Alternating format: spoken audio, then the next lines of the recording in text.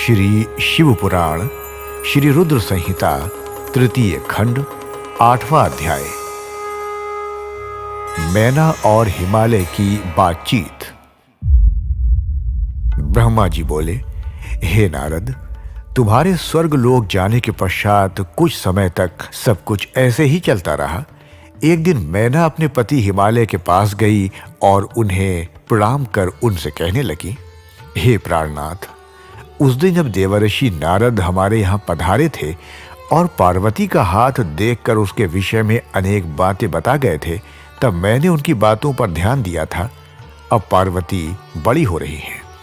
मेरी आपसे विनम्र प्रार्थना है कि आप उसके विवाह के लिए सुयोग्य व सुंदर वर की खोज शुरू कर दें, जिसके साथ हमारी पुत्री पार्वती सुख से अपना जीवन व्यतीत कर सके। वह शुभ लक्षणों वाला तथा कुलीन होना चाहिए, क्योंकि मुझे अपनी पुत्री अपने प्राणों से भी अधिक प्यारी है।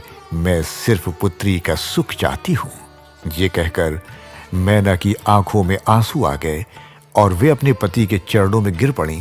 तत्पश्चात हिमालय ने पत्नी मैना को प्रेम पूर्वक उठाया और उन्हें समझाने लगे। वे बोले, हे देवी, तुम व्यर्थ की चिंता त्याग दो।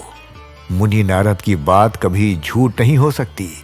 यदि तुम पार्वती को सुखी देखना चाहती हो तो उसे भगवान शिव की तपस्या के लिए प्रेरित करो।